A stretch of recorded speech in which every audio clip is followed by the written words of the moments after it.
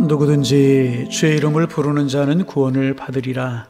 그런즉 그들이 믿지 아니하는 이를 어찌 부르리요? 듣지도 못한 이를 어찌 믿으리요? 전파하는 자가 없이 어찌 들으리요? 보내심을 받지 아니하였으면 어찌 전파하리요? 기록된 바 아름답도다. 좋은 소식을 전한 자들의 발휘함과 같으니라. 아멘. 우리 성경 한 곳을 더 봅니다. 이사야서 52장 7절 말씀, 우리 화면을 보시고 같이 읽으실까요? 같이 읽습니다.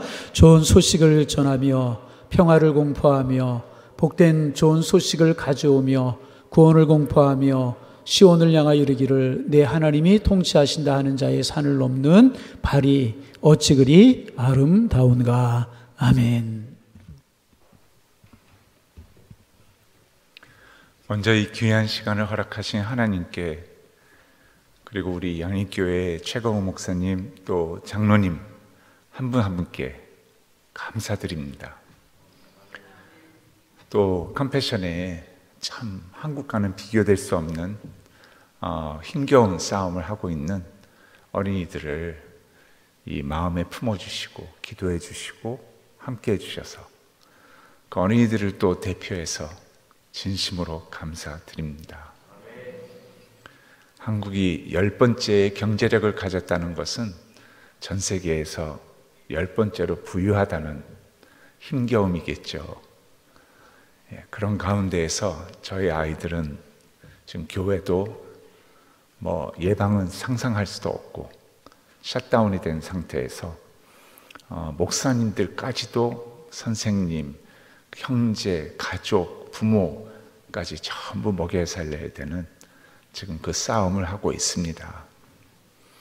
그런 가운데서 하나님이 참 그들을 붙잡아 주시고 또 이것이 앞으로에 있어서의 더 큰 신앙 간증으로 하나님이 선을 이루실 것을 확신하면서 기대합니다.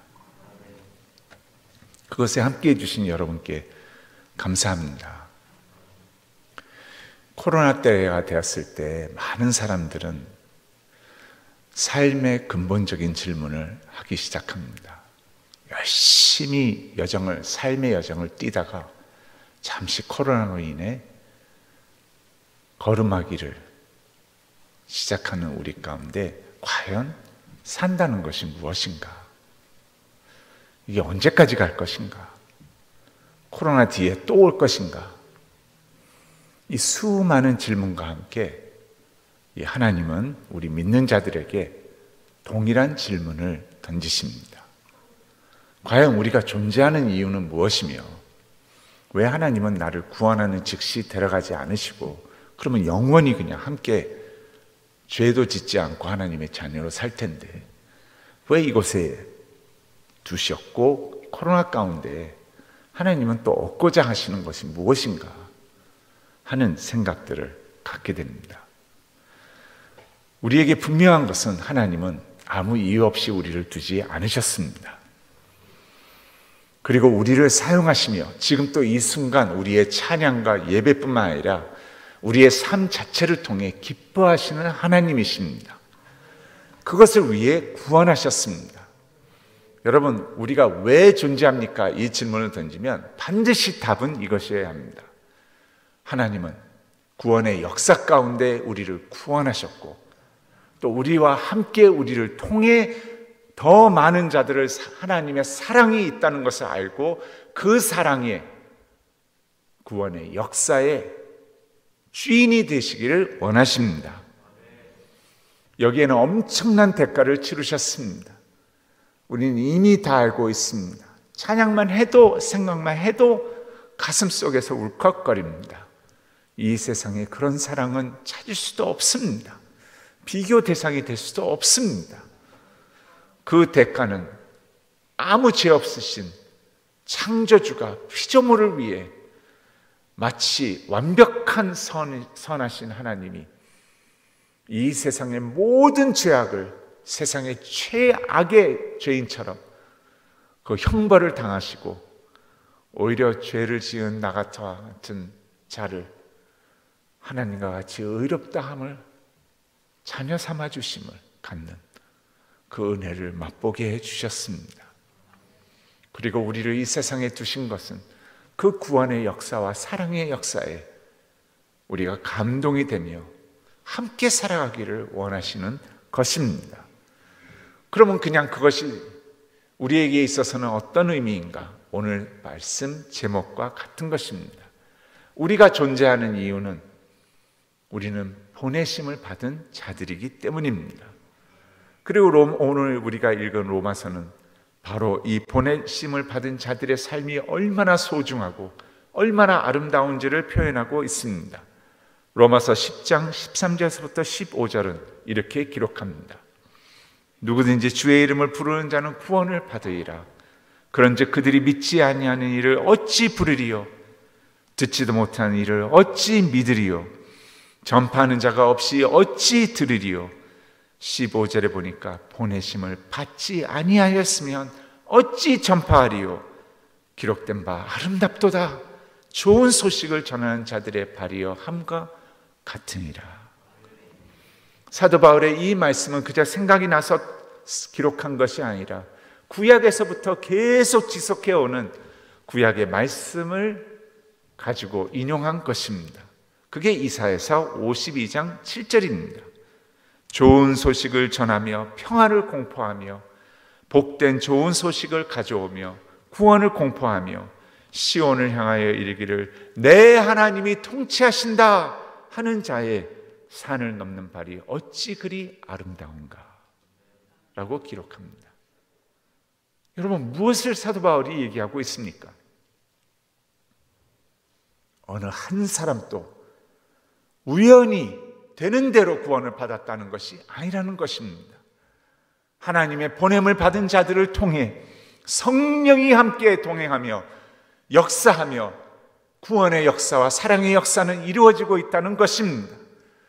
수많은 사람들이 듣고 반응하고 그것에 있어서 예수 그리스도를 부르고 구원을 받은 이유는 바로 전달하는 자들이 있었고 보냄을 받은 자들이 있었다고 얘기하고 있는 것입니다. 다시 말하면 성경의 모든 내용은 바로 이 구원의 역사를 기록하고 있는 보낸 자들의 이야기를 기록하고 있는 것입니다. 여러분, 성경은 예수 그리스도를 하나님이 이 땅에 보내셔서 사랑과 구원의 역사를 이 땅에 심으셨습니다. 그리고 우리를 자녀 삼으셨습니다. 그리고 그 보내심을 받은 자들의 예수 그리스도가 시작이며 구약의 모든 내용은 이분의 모든 구원의 역사를 그림자로 하나님을 믿고 행하는 것이 무엇인지를 그리고 있으며 그 가운데 보내신 자들의 예수 후의 사람들을 기록하고 있는 것입니다. 다시 말하면 하나님은 죄로 인해 우리가 하나님과 가까워질 수도 없고 죄를 해결할 수도 없는 우리를 바로 아브라함을 불러내시면서 아브라함에게 나를 따르라, 어디로 갈지도 모르고 약속된 장소가 어딘지도 모르고 그저 하나님 한 분을 의지하며 믿고 따라가는 믿음의 여정을 시작하는 것을 보게 됩니다. 구원이 바로 그런 것입니다. 바로 예수 그리스도를 이 땅에 오게 하셔서 우리에게 그 예수의 하나님의 사랑을 알게 되고 알았을 때 하나님과의 함께하는 여정이 시작되는 것입니다. 아브라함은 매일 텐트를 치고 거두고 치고 거두고 치고 거두고 임시 생활을 합니다. 왜? 영원한 하나님과 함께하는 것에 임시가 끝나면 이제는 하나님과 영원히 함께하는 삶이 시작되기 때문입니다. 그러면서 아브라함의 구원의 역사가 시작이 됩니다. 가나안 땅에 도착을 이스라엘 민족이 도착하지 아브라함은 가나안 땅이 어딘지도 모릅니다. 그러나 하나님의 구원의 역사는 계속됩니다. 가나안 땅에 도착해서 아브라함 후에 이삭이 태어나고 이삭 후에 요셉이 태어납니다. 여러분, 요셉이 형제들한테 청소년기에 가장 예민할 때에 노예로 팔려갑니다.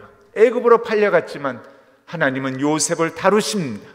그러면서 점점 요셉에게 있어서 죄와 악과 세상은 계속 요셉을 쪼여가고 있지만 그 가운데 오히려 죄와 악이 많은 곳에 하나님의 은혜를 맛보는 요셉은 성경 구절이 항상 그 어려울 때마다 따라다닙니다.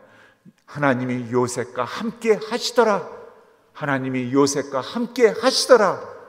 그러면서 오히려 이러한 어려운 역경과 힘듦과 모든 것이 하나님을 붙잡는다고 본인은 생각했지만 오히려 더 강한 하나님의 팔이 요셉을 놓지 않는, 함께 하시더라 하는 하나님의 그 믿음이 요셉을 버티게 하고 이겨내게 하고, 결국에는 때가 되었을 때 국무총리로 하나님이 세우는 그것을 보게 됩니다. 이랬을 때 요셉의 국무총리의 모습은 그냥 국무총리가 아닙니다. 흔히 우리가 볼 수 있는 주변의 사람들을 얘기하는 것이 아닙니다. 그 자리에 올랐을 때도 하나님 한 분만을 경외하며 하나님만을 붙잡고 나를 붙드시는 하나님을 이 세상에 더 드러내기 원하는 하나님의 국무총리가 된 요셉을 우리는 볼 수가 있는 것입니다.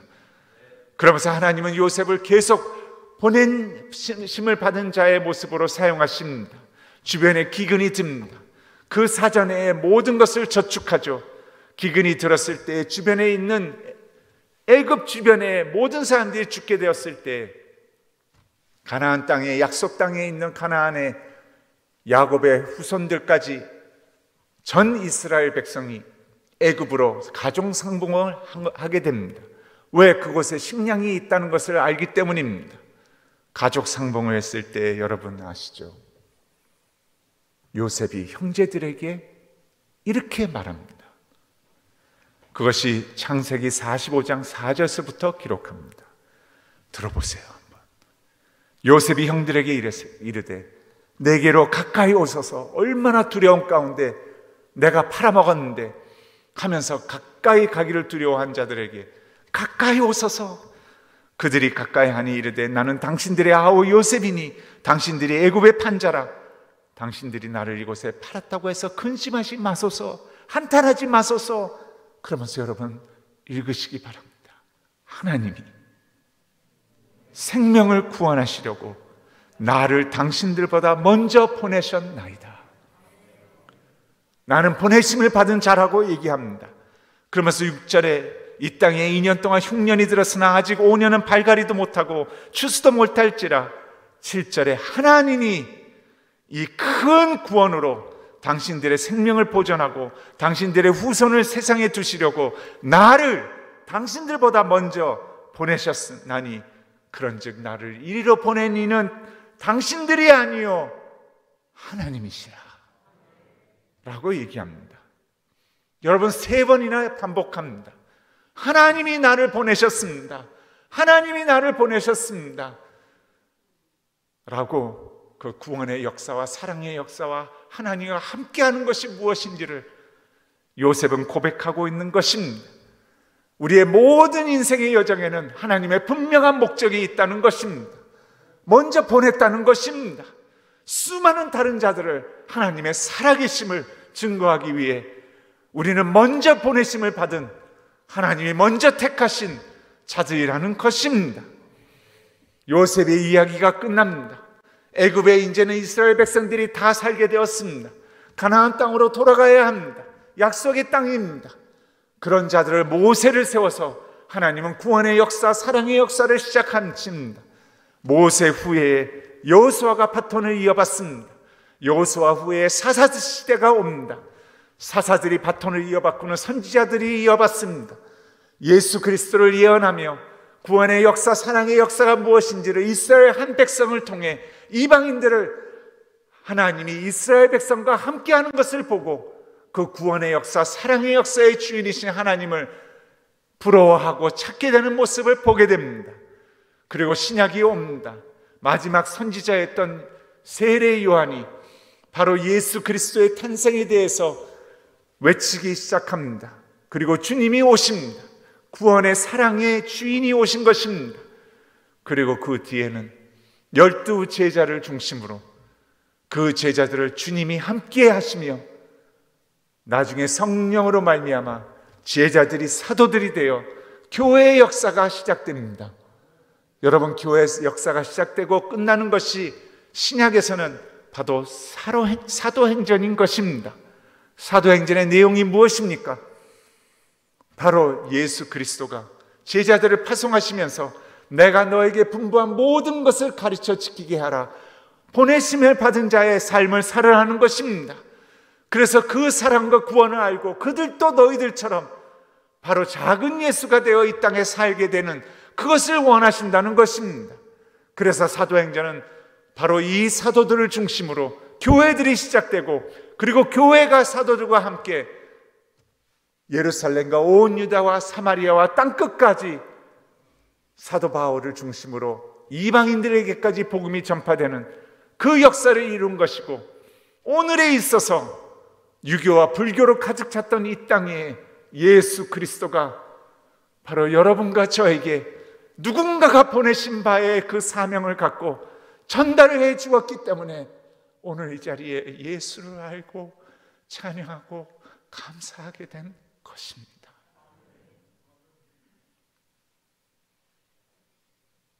그리고 사도행전 29장의 후는 우리의 성경에는 없지만 여러분과 저의 이야기를 하나님은 기뻐하시며 이 땅에 우리를 파송하시고 주일마다 모여서 그 구원과 사랑의 찬양과 감사를 올려드리며 교회에서 주중에 파송이 되어 바로 보내심을 받은 자의 사명을 주님 앞에 올려드리고 십자가의 그 사랑을 나 홀로 갖고 있는 것이 아니라 내가 주님의 손과 발이 되어 바로 그 주님을 외치는 우리의 삶이 되는 것입니다.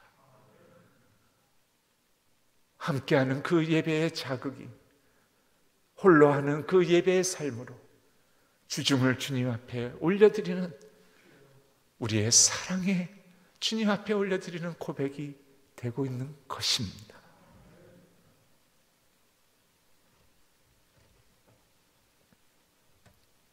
특별히 코로나 때에 수많은 사람들은 혼란과 무엇을 어떻게 해야 될지 모르는 혼돈 가운데 살고 있습니다. 불안감과 공포에 시들려 있습니다. 그러면서 어떻게 보면 너 예수 믿는 자들은 어떤 모습인지를 주시해서 우리를 보고 있습니다. 너의 하나님이란 어떤 분인가? 마치 이방인들이 이스라엘을 보면서 하나님의 살아계신 그 구원의 역사를 보는 것처럼 너의 하나님은 어디 계시냐고 마치 묻고 있는 것 같습니다. 여러분, 이럴 때에 물론 코로나를 우리는 조심해야 합니다. 왜냐하면 하나님 앞에 건강한 모습으로 쓰임을 받아야죠. 조심은 해야죠. 그러나 어차피 우리의 삶은 정해진 삶입니다. 하나님이 우리를 붙들고 계시고 함께 하시고 기뻐하시고 그 영광을 받고 계시는 분이십니다. 절대로 우리의 손을 놓지 않으시는 하나님이십니다. 보라, 내가 세상 끝날까지 너희와 함께 할 것이라고 하신 하나님의 약속이십니다. 그런 가운데 보냄을 받은 자들의 전도란 무엇입니까?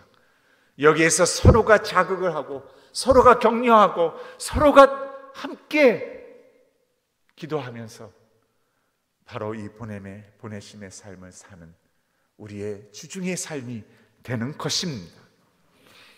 이것이 무엇인지를 영국에서 코로나가 시작되었을 때 영국에서 교회가 중심으로 바로 이 영상을 작년 2월 달에 내놨습니다. 한국말로 이게 됐지만 진정한 모습은 깊이 표현을 잘 못했지만 보신 분들도 있겠지만 우리 함께 그 영상을 보겠습니다.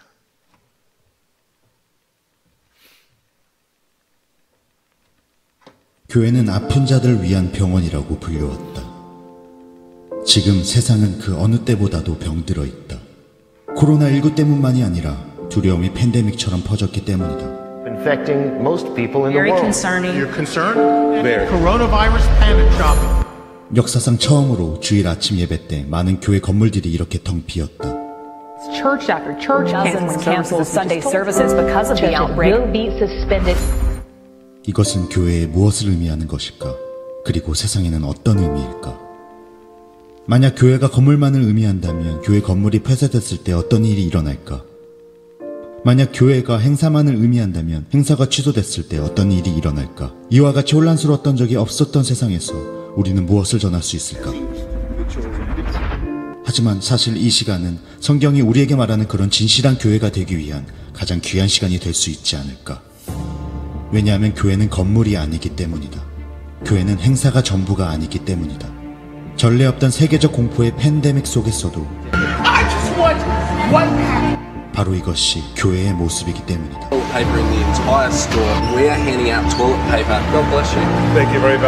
두려움 가운데 이것이 바로 교회의 모습이다. 격리된 고립 속에서 바로 이것이 교회의 모습이다. 교회는 사람들을 깨운다. 교회는 사람들을 회복시킨다. 교회는 이전보다 복음을 더 멀리 전파하기 위해 새로운 방식들을 적용하고 발견한다. We've got a total lockdown. Our church, we're going to gather over Zoom, and then we're actually going to FaceTime our friends and family and share the gospel. I'm checking to see if my neighbors need supplies or prayer, and I'm also using Facebook to reach out to those that I can't get to. Driving home on street corners. Where fear seems to be crippling, there is a hope in Jesus Christ. Everyone can do this right now. Be the church.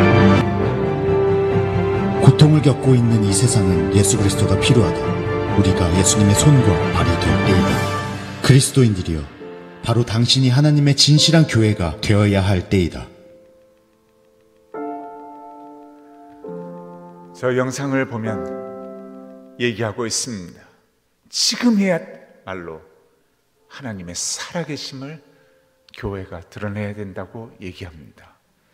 수많은 하나님을 모르는 자들은 공포와 불안감 가운데 사재기를 하고 언제 어떻게 될지를 모르는 가운데 떨고 있는데, 여러분, 그럴 때마다 복음과 함께 사재기를 하는 물품들을 오히려 교회에서 줄을 서서 그것을 나눠주면서 하나님은 살아계십니다.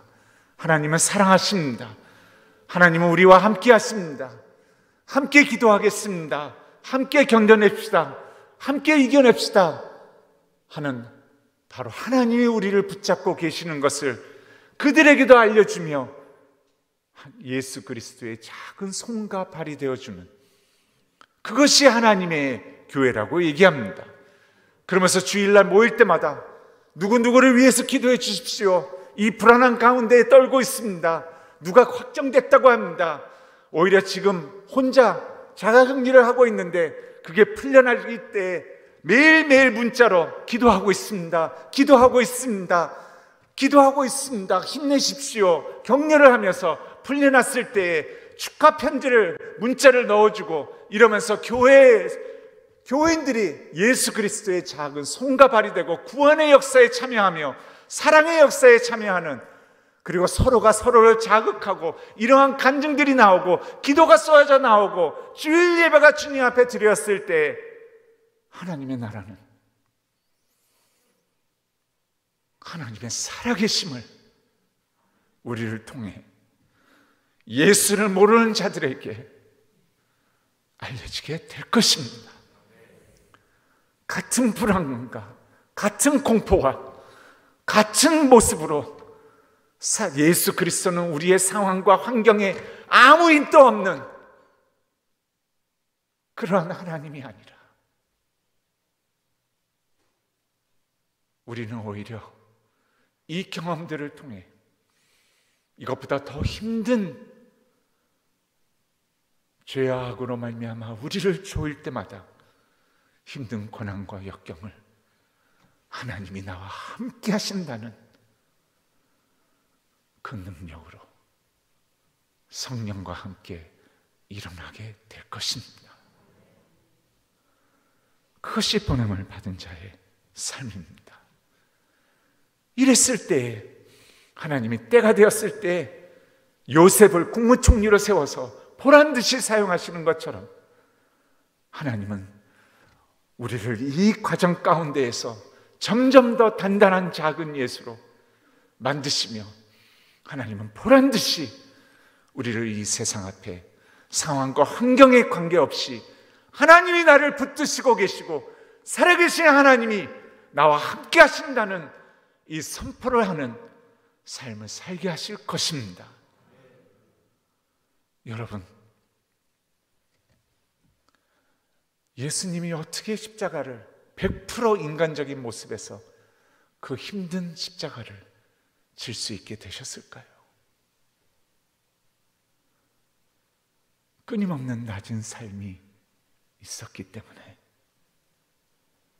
그리고 그 가운데 하나님이 붙잡고 계시고 그 은혜가 더욱더 경험되어졌기 때문에 나를 지금까지 인도하신 신실하신 아버지가 나와 함께하고 있다는 것을 부인할 수 없기 때문에 이 잔을 옮겨주시옵소서, 이 잔을 옮겨주시옵소서, 이 잔을 옮겨주시옵소서.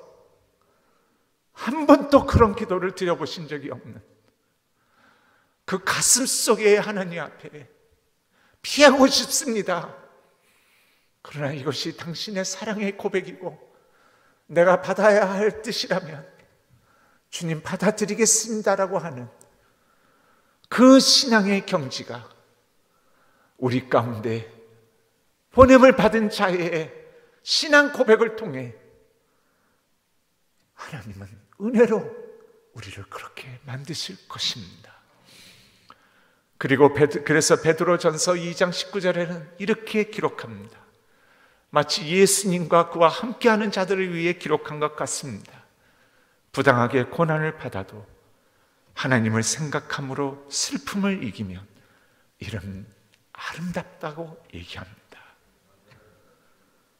그래서 보냄을 받는 자들의 시련을 겪을 때마다 아버지가 우리를 붙잡고 성령이 주시는 힘으로 포기하지 않고 끈질기게 다시 일어나 하나님과 함께 하나님과 사는 모습이 무엇인지를 드러내는, 바로 그것이 세상과의 차별된 하나님의 사랑을 아는 우리의 삶인 것입니다. 미국에 1906년 엄청난 사건이 일어났습니다. 미국 전국을 흔들어 놨습니다. 미국의 펜실베니아 주의 랭캐스터이라는 마을에 아미시, 유럽에서부터 청도교들이 미국에 와서 우리는 신앙을 계속 지키겠다고 개신교 청도교들이 신앙을 지키며 살고 있는 마을이 있습니다. 이 사건이 일어난 후에 저와 제 아내도 바로 이 마을을 찾아가서 그들을 인터뷰도 하고 시간을 좀 보냈었습니다. 제가 놀란 것은 여러분 옛날 방식으로 그대로 살고 있죠. 그래서 지금 또 젖을 짜고 지금 또 자동차를 끌고 다니지 않고 옛날 방식 하나님의 신앙을 계속 지키겠다고 해서 저는 솔직히 그렇게 긍정적인 마음으로 이 급속한 변화에 왜 같이 가지 않는가라는 마음으로 갔습니다. 근데 저를 놀라게 한 건 이것이었습니다. 본인들의 자녀들이 16살부터 18살이 되면 도심으로 다 생활비를 주면서 생활비를 대면서 1년에서 2년을 살아보라고 얘기합니다. 그래서 아이들은 떠납니다. 부모 품을 떠나는데 놀라운 것은 93%가 다시 돌아와서 이 신앙을 지키겠다고 하고 그 마을이 그래서 계속 사람들이 유지되고 그 마을들을 통해 복음이 전파된다고 얘기합니다. 이 마을에 2006년 10월 2일 날 엄청난 사건이 일어납니다. 이 마을 근교에 좀 멀리 떨어진 교회에 대해서 어떤 한 남자가 32살짜리가 이 마을로 기관단총을 들고 들어와서 초등학교로 들어갑니다. 이상하게 남자아이들과 학생들과 선생님들은 다 내보내고 여자아이들을 칠판 앞에 세워놓고는 기관총을 난사합니다. 10명의 여자아이들이 7살부터 13살짜리가 세워져 있는데 기관총을 난사하니까 그 자리에서 5명이 죽었습니다. 그리고 5명은 중태에 빠졌습니다. 그리고 나서 이 남자는 자살을 합니다. 근데 이것을 놀라게 한 것은 그 뒤에 사건이었습니다. 범인이 절명한 지 몇 시간 후에 여러분 상상이 되세요? 이 아미시 공동체의 리더십과 함께하는 자들이 이 살인을 저지른 총을 난사한 이 자의 부모도 그 근처에 살고 있다는 것을 알고 그 부모를 찾아갑니다. 누군지를 몰랐지만 옷 입은 걸 보면 알죠. 문을 엽니다. 아직 무슨 사건이 일어났는지도 모르죠. 바로 몇 시간 뒤입니다. 소식을 들었는지요. 부모가 압니다. 자기를 위협을 당할까 봐 놀래 있습니다. 눈물을 보입니다. 얼마나 가슴이 아프십니까? 당신 아들이 이럴 줄은 누가 상상을 했겠습니까? 여기를 떠나지 마십시오. 우리가 함께 가기를 원합니다. 하면서 기도를 해주고 눈물을 닦아주고 이제는 우리가 한 가족처럼 이것을 같이 이겨내기를 원합니다. 그 말에 부모는 이해를 할 수가 없습니다. 이게 말이 되는 일인가? 바로 자기 아들이 몇 시간 전에 저지른 것에 어떻게 이런 반응이 나올 수 있는가? 며칠 후에 장례식이 이루어집니다. 장례식장에 모든 언론을 놀라게 한 것은 총격을 한 살인범의 장례식이 바로 살인범의 아내와 세 아들이 있고 가족들이 와 있는데, 여러분, 미국은 관을 앞에다 두고 예배당 앞에서 앞쪽 관을 엽니다. 그러면 얼굴하고 여기 가슴까지 보입니다. 한 명씩 한 명씩 지나가면서 그 앞에서 기도를 하고 묵상을 합니다. 가족에게 말을 건네줍니다. 가족들이 쭉 관 옆에 줄을 씁니다. 놀라게 한 것은 장례식장을 채운 절반 이상의 하객들은 전부 아미시 사람들이었습니다. 그리고 언론인들을 놀라게 한 것은 한 명의 화나 원망이 없었다고 하는 것입니다. 오히려 그 가족들의 손을 붙잡고 안아주고 용서한다 하고 한 명씩 한 명씩 지나가는데 이것을 감당을 못하는 것입니다. 거기에는 바로 자기 딸이 죽은 부모도 있었고, 지금 병원에서 중태에 코마 상태로 들어가 있는 딸도 있고, 이런 부모들이, 가족들이 와서 장례식장의 이런 모습은 상상도 할 수 없었다고 얘기합니다. 이게 지금 무슨 일인가? 사회학자들이 4년을 연구합니다. 이들은 너무나 놀라서 말이 안 된다고 하면서 예수를 모르는 사회학자들이 무엇이 이들로 하여금 이런 행동을, 이런 모습을 보여주게 했는가 조사를 해야 되겠다고 하면서 4년을 박사학위 중심으로 교수들이 연구를 4년 동안 그들을 주시해서 보면서 전부 면접을 하고 시간을 보내면서 결론을 내는데, 여러 가지 이유 중에 이 두 가지가 계속 반복돼서 나왔다고 얘기합니다. 이들이 그런 모습으로 함께 할 수 있었던 것은 첫 번째는 이거라고 합니다. 이 아미시 공동체가 보여준 용서의 능력은 다른 게 아니라 이분들은 계속 예수 그리스도, 자신을 죽음으로 내몬 자들을 용서하신 예수님을 가슴속에 계속 되새겼다고 얘기합니다. 그러면서 이런 기록 면접들을 씁니다.